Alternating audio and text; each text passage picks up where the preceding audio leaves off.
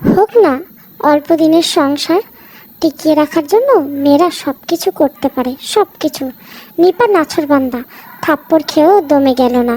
অনুপমার সুন্দর হাতখানা শক্ত করে চেপে ধরল, চোখের জলটুকু মুছে নিয়ে বলল, প্রয়োজনে আর 10টা থাপ্পড় মারা বৌদি, তবুও আমার সাথে চলো প্লিজ।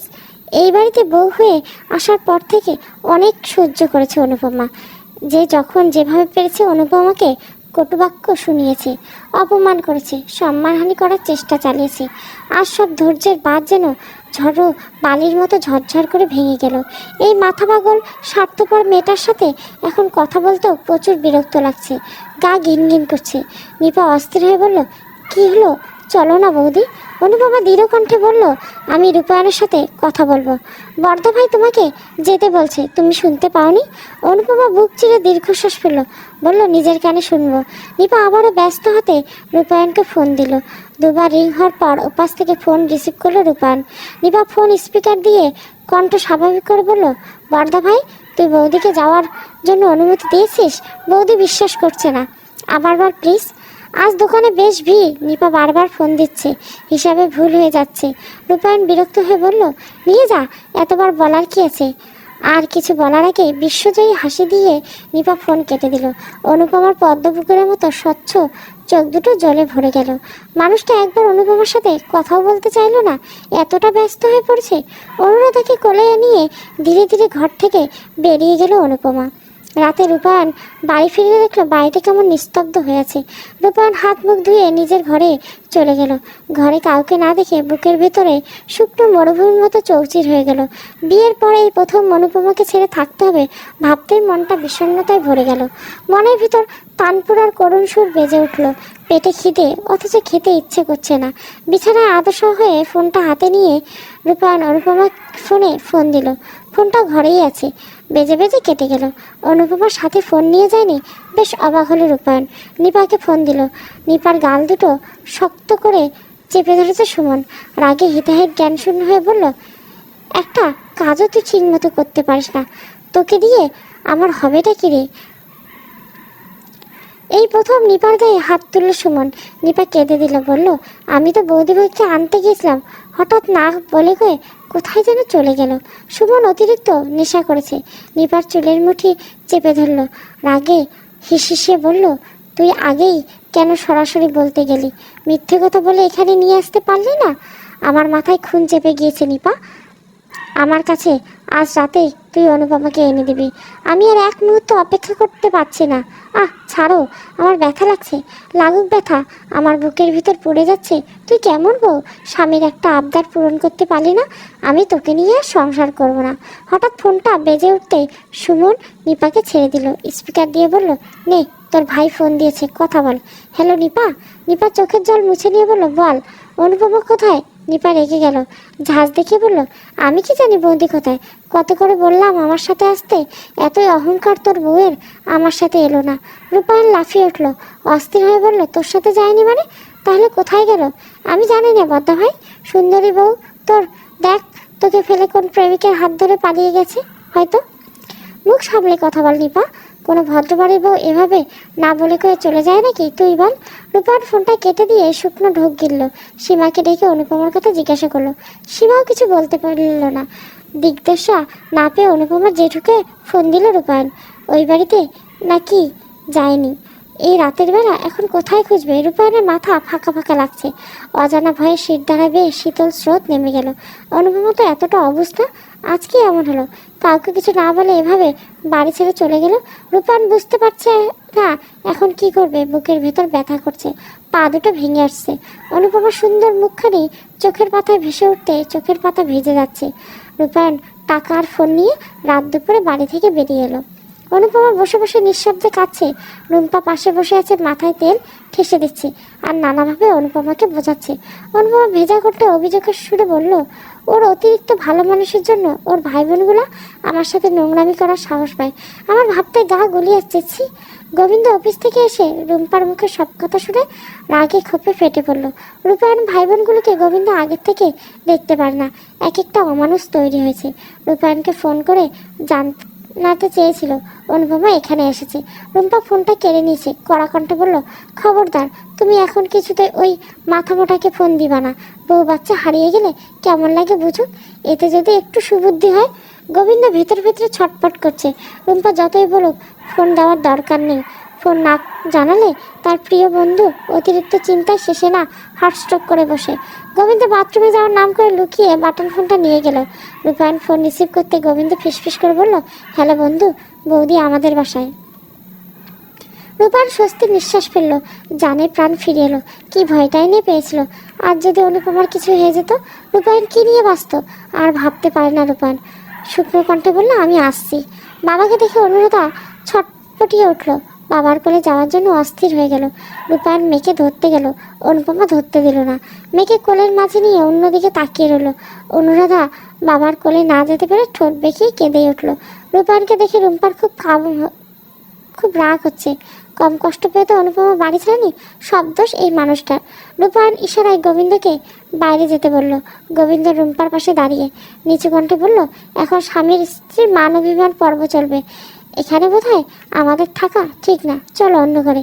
রুম্পা চোখ গরম করে তাকালো, চাপা কণ্ঠে বলল, তোমার যেতে হলে তুমি যাও, আমি এখন কোথাও যাব না। এই রুম্পাটা এত অবশ কেন? আচ্ছা জ্বালাই হলো তো।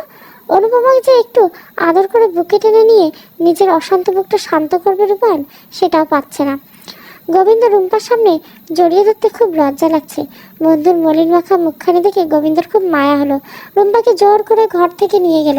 রূপায়ণ দরজা আটকে দিয়ে এক টানে বাচ্চা সহ অনুপমাকে বুকের মাঝে জড়িয়ে ধরলো। কাঁদতে কাঁদতে অনুপমার সুন্দর মুখখানি লাল টুকটুকে হয়ে গেছে, চোখ দুটো ফুলে গেছে। রূপায়ণ আটকে উঠলো, জোর করে চোখের পাতায় চুমু খেতে অনুপমা অস্ফুট স্বরে বলল, ছাড়ো। অনুপমার কণ্ঠে স্পষ্ট অভিমান। রূপায়ণ ছাড়ার বদলে আর একটু শক্ত করে চেপে ধরলো। অনুপমার চোখে চোখ রেখে বলল, এভাবে না বলে বাড়ি থেকে চলে এসেছে কেন? অনুপমা বিষণ্ণ গলা বলল, তুমিই তো বলেছ। আমি এখানে আসতে বলেছি?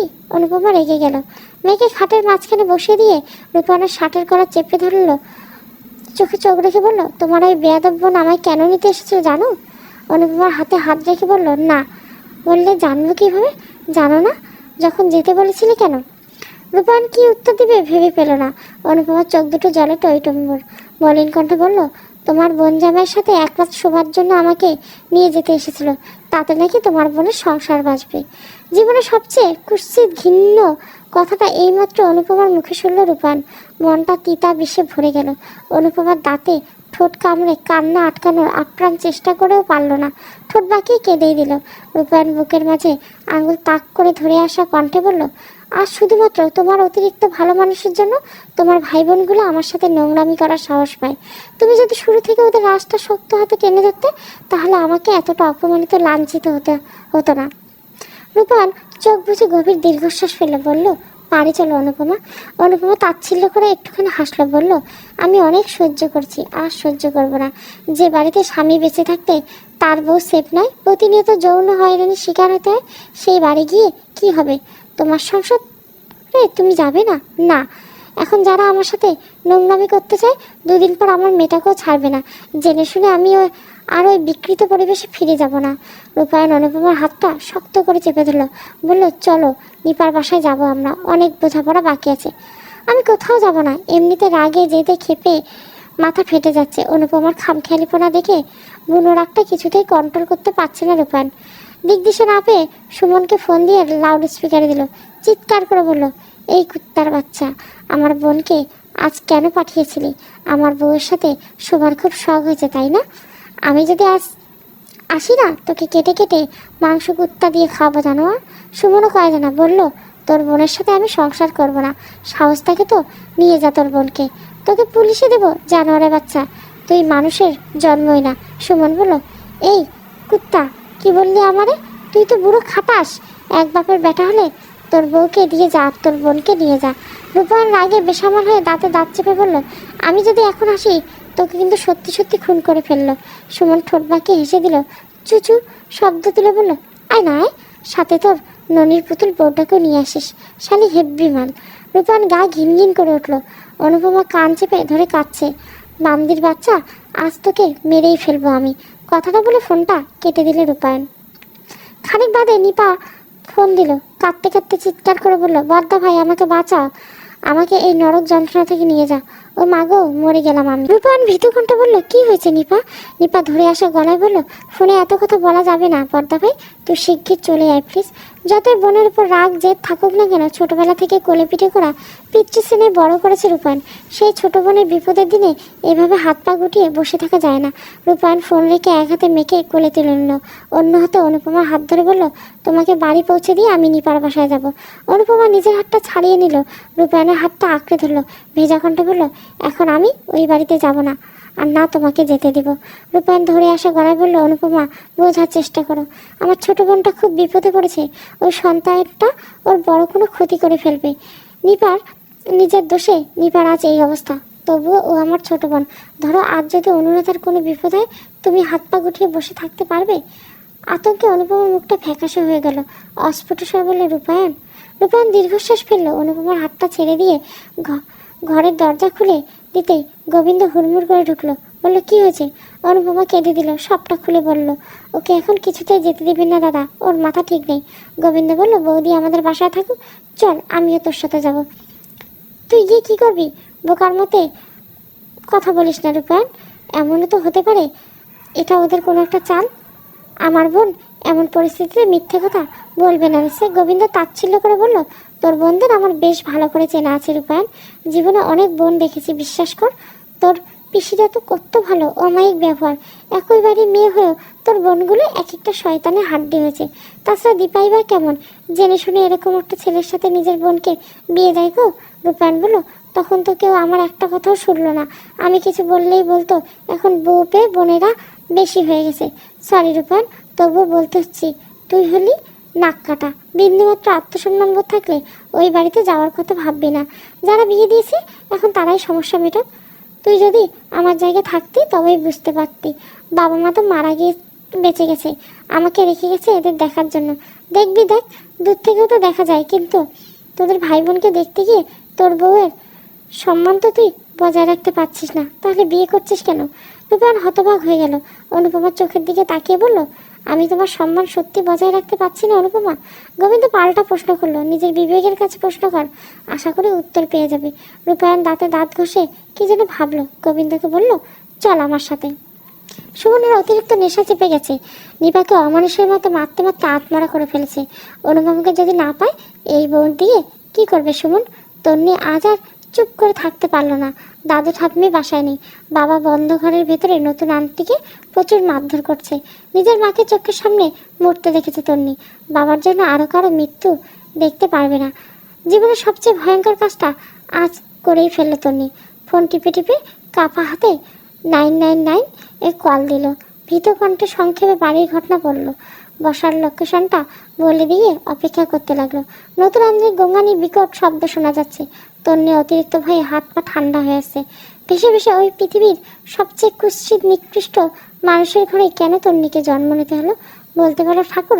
মানসিক বিকাশগ্রস্ত সুমন নিপার টুটি চেপে ধরে রহস্য করে হাসলো।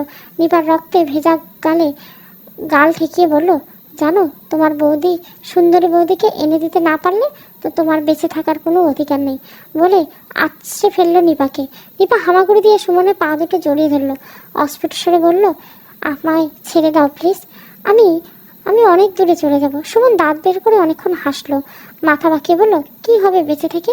সেই তো আমার নামে নারী নির্যাতন মামলা দিবা, কোর্টে কেস উঠবে, পুলিশকে টাকা দিতে হবে, তোমাকেও টাকা দিতে হবে, এর চেয়ে তুমি মরে গেলে শুধু পুলিশকে টাকা দিলে হবে, বলে নিপার তলপেট বরাবর কষিয়ে লাথি মারল সুমন। অতিরিক্ত ব্যথা অসহ্য যন্ত্রণা, নিপার চোখ মুখ অন্ধকার দেখলো। বড্ড ভুল হয়ে গেছে, জেনে শুনে টাকার লোভে এরকম একটা অমানুষকে বিয়ে করা এরকম ঠিক হয়নি। এর চেয়ে সৌরভ ঢের ভালো ছিল। পুলিশ এসে জোরে জোরে দরজা ধাক্কাতে লাগলো। তন্নি দৌড়ে গিয়ে ঘরের চাবি এনে দিল। লক খুলে সুমন চুলের মুঠি শক্ত করে চেপে ধরলো, ধুমধাম করে 2-4টে কিল ঘুষে বসিয়ে দিল। বিবস্ত্র নিপাকে মহিলা পুলিশ তড়িঘড়ি করে কাপড় দিয়ে কোনো মতে ঢেকে দিল। ইন্সপেক্টর জাহির সাহেব সুমনের হাতে হাত কড়া পরিয়ে যে চিবিয়ে চিবিয়ে বলল, এই মেয়ে যদি এখন নারী নির্যাতন মামলা ঠুকে দেয়, সহজে জেল থেকে বের হতে পারবে না, সারা জীবন জেলে পচে গেলে মরতে হবে তোকে, হারামি। রূপায়ণ যখন সুমনের ফ্ল্যাটে এলো তখন পুলিশ সুমনকে ধরে নিয়ে যাচ্ছে। চারপাশের লোকের হিড়িক পড়ে গেছে। ভিড় ঠেলে ঘরে গেল। নিপাকে বেহুশের মতো পড়ে থাকতে দেখে রূপায়ণ বুকের রক্ত ছলকে উঠল। নিপার গালে মাথায় হাত রেখে কত শতবার ডাকলো। নিপা সাড়া দিল না, কেমন নিষ্ক্রিয় হয়ে পড়ে আছে। রূপায়ণ দিক দিশা না পেয়ে নিপাকে কোলে তুলে নিল। নিপার পুরো শরীর ব্যথায় নীল হয়ে গেছে। রূপায়ণ কোলে তুলে নিতেই ব্যথায় ফুপিয়ে কেঁদে উঠল। রূপায়ণের চোখের কোণ ভিজে উঠেছে। হাসপাতালের বারান্দা দাঁড়িয়ে গোবিন্দ রূপায়ণের কাজ চেপে ধরলো, ভরসা দিয়ে বলল, ভেঙে পড়িস না বন্ধু, এখন তোকে শক্ত হবে। জানোয়ারটা আমার বোনটা কি হাল করেছে তুই দেখেছিস? গোবিন্দ দীর্ঘশ্বাস ফেলে বলল, সবাই ভাগ্য। ডাক্তার ঘণ্টাখানেক পর ওটি থেকে বের হলো। রূপায়ণ এগিয়ে বলল, আমার বোনের কি অবস্থা ডাক্তার? পেশেন্ট এখন ভালো আছে, আশা করি কিছুদিন বেড রেস্ট নিলে আর নিয়মিত ওষুধ খেলে পুরোপুরি সুস্থ হয়ে যাবে। নিপার জ্ঞান ফিরেছে। রূপায়ণের বোনেরা পাশে গিয়ে বসলো। নিপা নিঃশব্দে কাঁদছে। রূপায়ণ মাথায় হাত বুলিয়ে দিয়ে বলল, কাঁদিস না, সব ঠিক হয়ে যাবে। নিপা বিড়বিড় করে বলল, বারবার আমি কেন শাস্তি পাই বর্দা ভাই?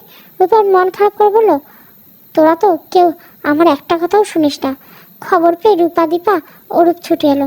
নিপার এই অবস্থা দেখে দুই বোন কেঁদে দিল। অরূপ বলল, কি করে হলো? গোবিন্দ নিচু কণ্ঠে এক এক করে সব ঘটনা খুলে বলল। সব শুনে অরূপ রেগে বলল, সব দোষ বড়দাদা ভাইয়ের। আর যদি ও বিয়েটা না করতো তাহলে এসব কিছুই হতো না। রূপা বলল, ওই বউ একটা অলক্ষী, যেদিন থেকে বাড়িতে পা রেখেছে সেদিন থেকে আমাদের সংসারে অশান্তি লেগেই আছে। দীপা বলল, কি এমন ক্ষতি হতো দীপার কথা মেনে নিলে? তাহলে আমার বোনের সংসারটা আজ এভাবে ভাঙতো না। রূপায়ণ সবার সব কথা খুব মনোযোগ দিয়ে শুনলো, তারপর গা ঝাড়া দিয়ে উঠে দাঁড়ালো। দীপা বলল, তুই কোথায় যাচ্ছিস বদ্দা ভাই? আমি ভুলেই গিয়েছিলাম জানিস, ভাই বোন যতই পিচ্ছি স্নেহে বড় করি না কেন, দিন শেষে স্বার্থে আঘাত লাগলে ভাই বোনে হয়, কখনো সন্তান হয় না। অন্তত আমার ভাই বোন তো নয়।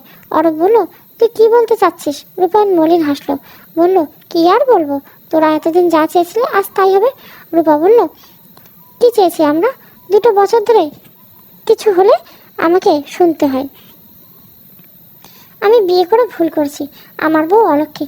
বেশ, তোরা থাক, ভালো থাক। আজ থেকে জানবি তোদের একটা বদ্দাদা ভাই ছিল, মারা গেছে। 3 জনে একসাথে আটকে উঠলো। বললো, বর্দা ভাই, ছোটবেলা থেকে সংসারের পিছনে নিজের জীবনটাই উৎসর্গ করে দিয়েছি। নিজের কথা না ভেবে সবসময় তোদের কথা ভেবেছি। সবসময় ভালো ভালো খাবারগুলো তোদের পাতে তুলে দিয়েছি।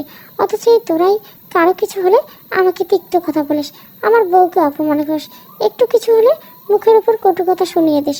এতদিন তো অনেক ভাবলাম তোদের কথা, আর কত সময় এসে গেছে। অনুপমাকে এতটা অবজ্ঞা প্রাপ্য নয় বোধহয়। যে মেয়েটাকে আমার শেষ সময়ে আমাকে আগলে রাখবে, তাকে আর জেনে শুনে কষ্ট দিতে পারবো না। সবাই ভালো থাকিস। অরূপ তাচ্ছিল্য করে বলল, তুই হাড়ি আলাদা করার কথা ভাবছিস? আমি আর ওই বাড়িতে থাকবো না অরূপ, বলে শার্টের কোনা দিয়ে গাল মুছে নিয়ে হাসপাতাল থেকে বেরিয়ে গেল রূপায়ণ।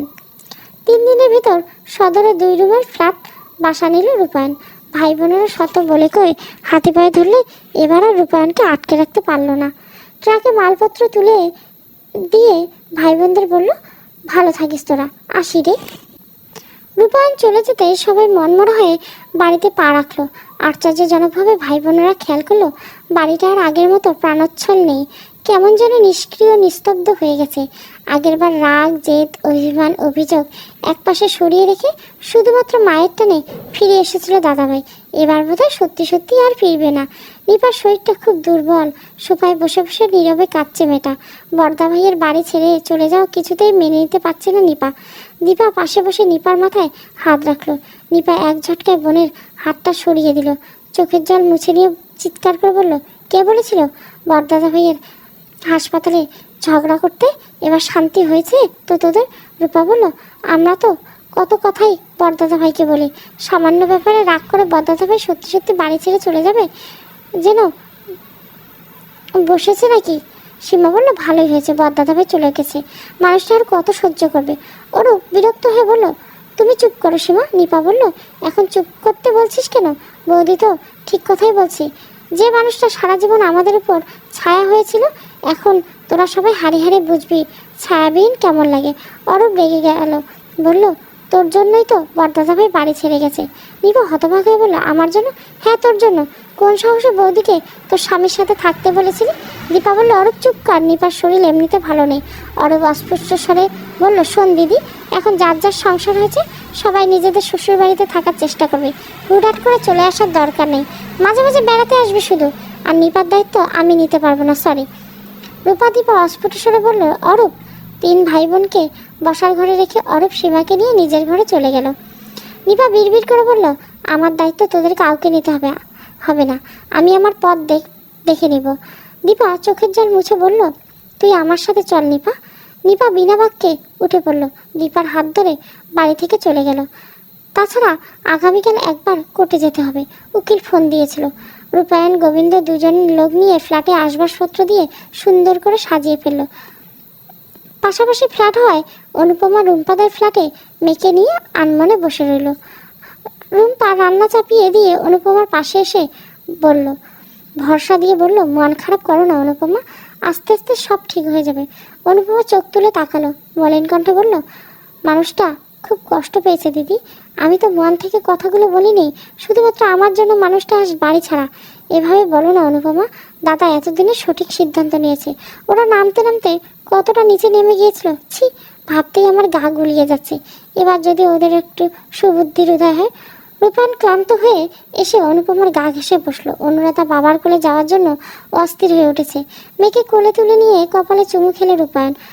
রুম্পা রান্নাঘরে চলে যেতে মেয়ের চোখ দুটো আলতো করে চেপে ধরে অনুপমার গালেও একটা চুমু এঁকে দিল। রূপায়ণ চোখ গরম করতে তাকাতে রূপায়ণ চোখ টিপে হেসে দিল, বিড়বিড় করে বলল, নিজের বউকে তো আদর করেছি, এত রাগ করার কি হলো আজব। অনুপমা সে কথা উত্তর না দিয়ে বলল, তোমার কি খুব বেশি কষ্ট হচ্ছে? রূপায়ণ দীর্ঘশ্বাস ছেড়ে বলল, না, শুধু বাড়ি তো ছেড়ে এসেছি অনুপমা, কারোর সাথে সম্পর্ক তো বিচ্ছেদ করিনি। আমি আগের মতো সবার সাথে সম্পর্ক বজায় রাখবো, সবার বিপদে আপদে ছুটে যাব। তুমি শুধু দেখবা আমি তোমার প্রাপ্য সম্মান, মর্যাদা, দায়িত্ব, কর্তব্য ঠিকমতো পালন করি কিনা। তাছাড়া এই দূরত্ব খুব বেশি দরকার ছিল। ওরা যেমন আমার ভাই বোন, তুমি আমার বউ, আমার মেয়ে, মা। আমার উপর ওদের ঠিক যতটা অধিকার, তোমারও কোনো অংশে কম না। তাছাড়া আমার মেয়েটা একটু একটু করে বড় হচ্ছে, যেখানে ওদের বাবা মাকে কেউ প্রাপ্য সম্মান দেয় না, কারণে অকারণে তুচ্ছ তাচ্ছিল্য করে, এগুলো নিজের চোখে দেখে আমার মেয়েটা কি শিখবে? ওকে তোমাকে সুস্থ স্বাভাবিক একটা জীবন দেওয়া খুব বেশি প্রয়োজন ছিল।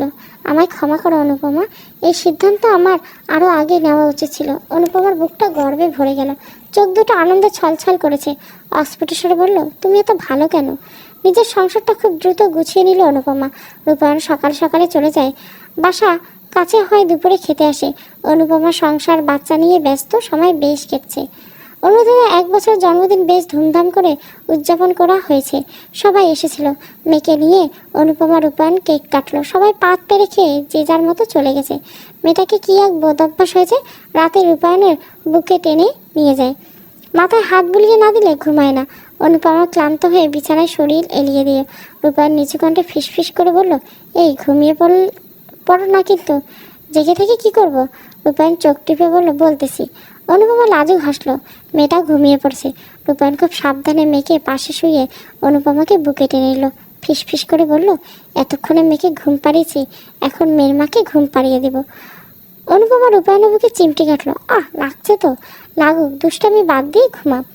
অনুপমা রূপায়ণের বুকে হাত বুলিয়ে দিল, বলল, ব্যস্ত দিনগুলো কীভাবে যেন কেটেই যাচ্ছে, তাই না? রূপায়ণ শেষের কথা উত্তর না দিয়ে, অনুপমা, বলো, বন্ধুর টাকায় হানিমুন সেরেছি, চলো নিজের টাকায় বেবি মুন করে আসি। না বাবা, এত ছোট মেয়েকে নিয়ে আমি কোথাও যাব না। কিচ্ছু হবে না অনুপমা, আমি তো আছি। এক জায়গায় থাকতে থাকতে বড্ড একঘেয়েমি হয়ে এসে গেছে। অনুপমা মন খারাপ করে বলল, কেন, এখন আর আমাকে ভালো লাগে না? রূপায়ণ অনুপমার চোখের দিকে তাকিয়ে গাঢ় কণ্ঠে বলল, আমি কি তাই বলেছি? এই যে বললে একঘেয়েমি এসে গেছে, বাড়িতে থাকতে থাকতে তো এরকম কথা তোমার মুখে কখনো শুনি? যা বাবা, আমি কি বললাম? তার মানে তুমি কি মানে বের করছো? আমাকে আমার জেঠুর বাসায় কিছুদিন রেখে আসো, একঘেয়েমি দূর হয়ে যাবে। অনুপমা, এবার কিন্তু বেশি বেশি বলে ফেলছো। তুমি খুব ভালো করে জানো আমি তোমাকে আর মেয়েকে ছাড়া একদম থাকতে পারি না। আমার অস্থির লাগে, ঘরে মন টিকে না। কথাগুলো বলে প্রচণ্ড মন খারাপ নিয়ে পাশ ফিরে শুয়ে পড়ল রূপায়ণ। অনুপমা শার্টের কোনো টেনে ধরে বলল, কবে যাবে ঘুরতে? থাক, যেতে হবে না, এত অভিমান। রূপায়ণ আচমকা অনুপমাকে নিজের বাহু ধরে চেপে ধরল, চোখ দুটো লাল হয়ে গেছে। বিষণ্ণ কণ্ঠ বলল, তুমি ছাড়া আর কে আছে আমার? তুমি মাঝে মাঝে আমাকে ভুল বুঝো, তখন এত কষ্ট লাগে, সব কিছু অর্থহীন মনে হয়। অনুপমা রূপায়ণকে আঁকড়ে ধরে বিড়বিড় করে বলল, তুমি ছাড়াও আপন বলতে আমার কেউ নেই গো। রূপায়ণের বোনেরা এখন আর ওই বাড়িতে যায় না, গেলে সীমা ওরূপ ঝগড়া করে। তবে মন ছুটে গেলে রূপায়ণের বাসায় এসে 2 দিন থেকে যায়। এখন আর অনুপমাকে কেউ কটু কথা বলার সাহস পায় না। তাই অনুপমার হাত চেপে ধরে অনুতপ্ত হয়ে রূপাদীপা বলে, বদ্দাদাইপুকে বুঝিয়ে সুঝিয়ে ওই বাড়িতে ফিরে যাও বৌদি। অত বড় বাড়ি ওরূপ একা লুটেপুটি খাচ্ছে, নিজেদের বাড়ি থাকতে ভাড়া বাড়িতে থাকবে তোমরা? অনুপমা উত্তরে কিছু বলে না। একদিন না একদিন তো যেতে হবে, তবে এখন কিছুতেই যাবে না অনুপমা। নিপাও এখন নিজেকে গুছিয়ে নিয়েছে। দীপার বাসায় থাকে। সুমন এখন জেল থেকে ছাড়া পায়নি, তবে জরিমানা বাবদ নিপাকে বেশ মোটা অঙ্কের টাকা দিতে হয়েছে। সেই টাকা দিয়ে নিপার কোনো মতে দিনগুলো চলে যায়। তাছাড়া রূপায়ণ এটা সেটা কিনে দেয়, প্রতি মাসে হাত খরচ বাবদ ছোটো বোনকে টাকা দেয়। পুজো বা পয়লা বৈশাখ গেলে সবাইকে নতুন কাপড় চোপড় দেয়। বদদাদা হিসেবে যতটুকু দায়িত্ব পালন করা উচিত, দূর থেকে সব দায়িত্ব হাসি মুখে পালন করে রূপায়ণ। অনুপমাকে কখনো বাধা দেয় না। লোকটা যদি ভাই বোনকে দিয়ে মানসিক শান্তি পায় দিক, অনুরাধা একটু একটু করে হাঁটতে পারে। আধা আধা বলিতে সারাক্ষণ বাবা মা ডাকে। অনুপমা রান্না করছে, ড্রয়িং রুমের মেঝেতে বসে অনুরাধা একা একা খেলা করছে। হঠাৎ কলিং বেল বেজে উঠলো। শব্দ পেয়ে দরজা খুলে দিয়ে অনুপমা। রূপায়ণ পই পই করে বলে দিয়েছে, বাইরের লোক এলে দরজা খুলবে না। সে কথা মনেই থাকে না। একজন অল্প বয়সী ভিক্ষুক এসেছে। ভিক্ষুক মেয়েটি একবার চারপাশে সতর্ক দৃষ্টিতে বুলিয়ে নিয়ে ভেঙে আসা গলায় বলল, 3 দিন ধরে কিছু খাই না, 2টা ভাত খেতে দিবেন আফা? অনুপমা মুখের উপর নাও করতে দিতে পারছে না। এত কড়ির স্বরে ভাত চাইলে কি না করা যায়। ইতস্তত করে বলল, এখানে বসুন, আমি ভাত দিচ্ছি। অনুরাধাকে কোলে নিতে চাইলো, গেল না। সে একমনে খেলছে। অগত্যা অনুপমা একাই কিচেনে চলে গেল। তরকারিটা প্রায় হয়ে এসেছে। নামিয়ে রেখে ভাতটা বাড়তে বোধহয় 7 মিনিট সময় লেগেছে। ড্রয়িংয়ে এসে দেখলো ভিক্ষুকটা কোথাও নেই। মেন দরজা বাইরে থেকে লক করা। অনুপমার বুকের ভেতর কেঁপে উঠল। সারা ঘর খুঁজেও ছোট্ট অনুরাধাকে কোথাও পেল না। অতিরিক্ত ভয়ে আতঙ্কে অনুপমার মুখে রক্ত সরে গেল। বুকের ভেতর কি যেন কামড়ে ধরছে। চিৎকার করে কাঁদলো। দরজা জোরে জোরে ধাক্কা দিল। ও মা গো, আমার মেয়েটাকে বাঁচাও কে। ওই ভিক্ষুক বেশি ছেলে ধরা আমার মেয়েটাকে নিয়ে চলে গেছে রে। আমি মা হয়ে কি করলাম? ভিক্ষুক মহিলার সাথে বেশ জোরেই ধাক্কা খেলে রূপায়ণ। মহিলার কোলে বাচ্চা। সম্ভবত মহিলা খুব তাড়াহুড়ে আছেন। অনুরাধা বাবাকে দেখে ফোকলা দাঁত বের করে হেসে দিল। আধো হাতে বলিতে উঠল, বাবা বাবা। রূপায়ণ এই ভিক্ষুক মহিলার কোলে অনুরাধাকে দেখে চমকে উঠল। এক মুহূর্তের জন্য থমকে গেল। মাত্র কয়েক সেকেন্ড সময় লাগলো ঘটনা কি বুঝতে। ভিক্ষুক মহিলাটি তাড়াহুড়ো করে যেতে লাগলো। রূপায়ণ আচমকা এক হাত দিয়ে মহিলার কোল থেকে মেয়েকে ছিনিয়ে নিল। অন্য হাতে শক্ত করে মহিলার আঁচল চেপে ধরলো। চিৎকার করে বলল, আমার মেয়েকে কোথায় নিয়ে যাচ্ছিস? তৎক্ষণাৎ নির্জন জায়গাটা তাড়াহুড়ো শব্দ শুনে 1 2 করে অনেক মানুষ জড়ো হয়ে গেছে। কয়েকজন মহিলা মিলে ভিক্ষুক বেশি মহিলাকে ইচ্ছে মতো চড় থাপ্পড় মেরে শক্ত করে বেঁধে ফেললো। পুলিশকে খবর দেওয়া হয়েছে, কত কিছু জিজ্ঞাসা করা হলো। মহিলা কিছুতেই মুখ খুলল না, যেন মুখে কুলু বেড়েছে। অনুপমা শাড়ির আঁচল ফ্লোরে লুটিয়ে সারা ঘর ব্যালকনি দাপিয়ে বেড়াচ্ছে। চোখের জলে কপাল ছড়িয়ে ছিটিয়ে থাকা এলোমেলো চুলগুলো ভিজে গেছে। কাঁদতে কাঁদতে ফর্সা মুখটা রক্তবর্ণ ধারণ করেছে। আতঙ্কে মাথা অসুস্থভাবে কাজ করছে না। রুম্পার কথা মনে পড়তেই দৌড়ে ঘরে গেল। আতিপাতি করে ফোন খুঁজলো, পেল না। রান্নাঘরে ছুটে গেল সেলফে ফোন রাখা। চোখের জল মুছে রুম্পাকে ফোন দিলে রুম্পা ফোন রিসিভ করতে আবারও কেঁদে দিল অনুপমা। ফুপিয়ে বলল, দিদি গো, আমার মেয়েটা চুরি হয়ে গেছে। রুম্পা ভীষণ খেলো।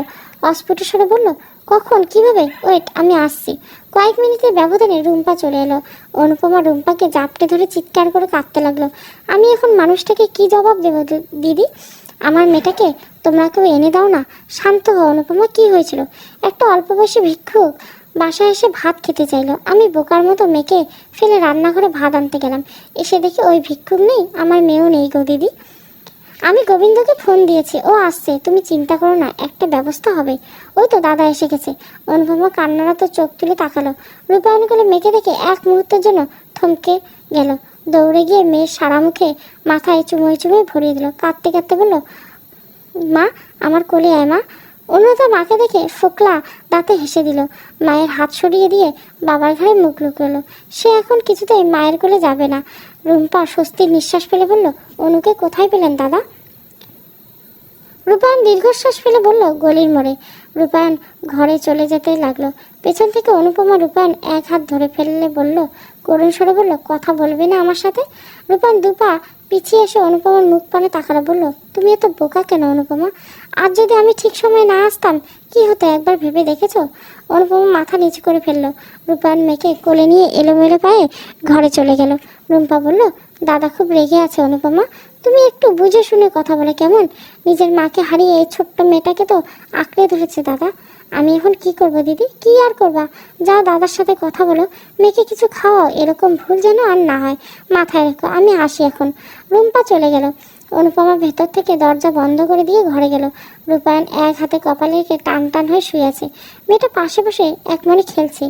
অনুপমা ভয়ে ভয়ে রূপায়ণের পাশে গিয়ে বসলো। মেয়ের দিকে হাত বাড়িয়ে বলল, আয় মা। অনুরাধা মিষ্টি হেসে মাথা নাড়ালো। সে মায়ের কোলে যাবে না। অনুপমা দীর্ঘশ্বাস ফেলে রূপায়ণের মাথায় হাত রাখলো। প্রচণ্ড অভিমানে অনুপমার হাতখানা মাথা থেকে সরিয়ে দিল রূপায়ণ। কষ্টে অনুপমার বুকটা ফেটে হলো। অস্ফুট স্বরে বলল, তুমি এমন করছো কেন? বুনো রাগটা কিছুতেই কন্ট্রোল করতে পারলো না রূপায়ণ।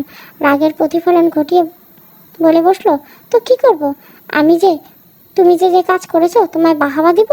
জড়িয়ে ধরবো না চুমু খাবো? অনুপমার চোখ দুটো ছলছল করে উঠলো। অস্ফুট স্বরে বলল, রূপায়ণ। রূপায়ণ বিরক্ত হয়ে বলল, সরে বসো অনুপমা, আমার ভালো লাগছে না। বেশ। অনুপমা উঠে চলে গেল। অন্য ঘরে গিয়ে দরজা লাগিয়ে প্রচণ্ড অভিমানে বসে বসে কাঁদতে লাগলো। ঘণ্টাখানেক কেটে যাবার পর খিদেই অনুরাধা কাঁদতে লাগলো। রূপায়ণ তন্দ্রাভাব এসে গিয়েছিল। মেয়ের কান্না শুনে লাফিয়ে উঠলো। দেখলো মেয়ের কান্না শুনে অনুপমা আসেনি। মেয়েকে কোলে নিয়ে ঘর থেকে বেরিয়ে গেল রূপায়ণ। পাশের ঘরের দরজা মৃদু ধাক্কা দিয়ে বলল, অনুপমা দরজা খোলো। নিশ্চুপ। মেয়ের খিদে লেগেছে। অনুপমা দরজা খোলো। নিশ্চুপ। আমার টেনশন ভালো লাগে না। তুমি কি চাচ্ছ বলো তো? অনুপমা নিশ্চুপ। রূপায়ণ মেয়ের দিকে তাকিয়ে বলল, ডাক তোর মাকে। নিজে দোষ করবে, নিজে অন্যায় করবে, কিছু বললে আবার নিজেই রাগ দেখাবে। জেদ ধরে দরজা আটকে বসে আছে। নিশ্চুপ। দরজাটা খোলো না লক্ষ্মীটি, এমনিতেই মাথা ব্যথায় ফেটে যাচ্ছে। হুট করে দরজা খুলে গেল। অনুপমার চোখের জল মুছে অস্থির হয়ে বলল, মাথা কি খুব বেশি ব্যথা করছে? চলো হাত বুলিয়ে দেয়, ক্রিম লাগিয়ে দেয়। রূপায়ণ হেসে বলল। রূপায়ণের সামান্য কিছু হলে যতই রাগ জেদ অভিমান থাকুক না কেন, মেয়েটা কিছুতেই ঠিক থাকতে পারে না। কেমন অস্থির হয়ে যায়, খুব ছটপট করে। রূপায়ণ এক হাতে অনুপমাকে নিজের বুকের সাথে শক্ত করে চেপে ধরল। অনুপমার মাথায় চিবুক ঠেকে বলল, মেয়ে যদি আমার কলেজে হয় তবে তুমি আমার হৃৎপিণ্ড। তোমাদের দুজনকে দেখলেই আমার সব অসুখ অটোমেটিক ভালো হয়ে যায়। ওষুধ লাগবে না, তুমি মেয়েকে খাইয়ে দাও। মেয়েকে কোলে বসিয়ে ব্রেস্ট ফিডিং করিয়ে দিল অনুপমা। রূপায়ণ পেছন থেকে এসে অনুপমাকে জড়িয়ে ধরে মেয়ের সাথে খুনসুটিতে মেতে উঠল। অনুপমা বলল, দোকানে যাবে না? না, আজ আর ভালো লাগে না। ভিক্ষুকটা এখন কোথায় আছে? পুলিশ ধরে নিয়ে গেছে, সম্ভবত পুলিশ হেফাজত আছে। ও, যে দিনকাল পড়েছে সবসময় মেয়েকে নিয়ে খুব সাবধানে থাকবে। লুকিং গ্লাস না দেখে কখনো দরজা খুলবে না, যে কোনো বয়সে ভিক্ষুক এলেও না। আচ্ছা। মেয়েরা 6 বছর পূর্ণ হলো। আবারও সাজে গিয়েছিল ওরা। মেয়েটা এখন কুটুর কুটুর কথা বলে। হ্যালিপ্যাডের এক সন্ধ্যায় তারা ভরা খোলা আকাশের নিচে সবুজ ঘাসের উপর 3 জনে শুয়ে আছে।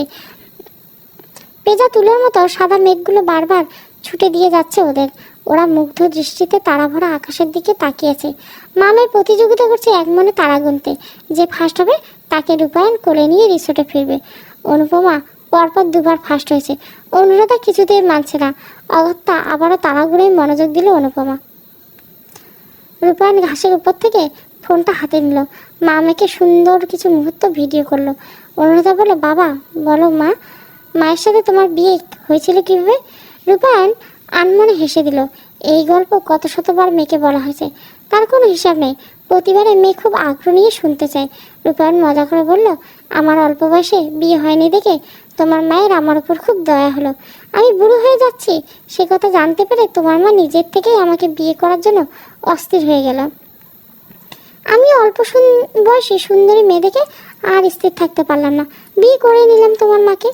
অনুরাধা এতক্ষণ খুব মনোযোগ দিয়ে বাবার কথা শুনছিল।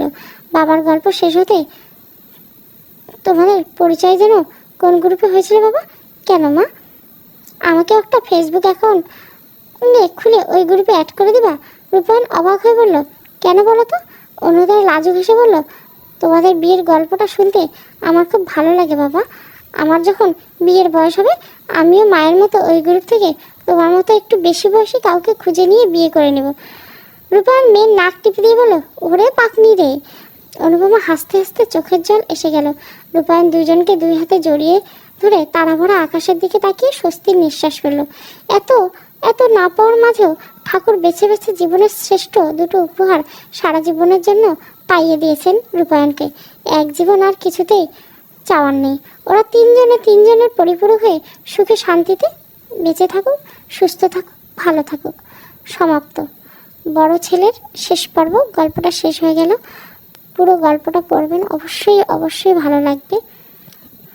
Thank you for watching.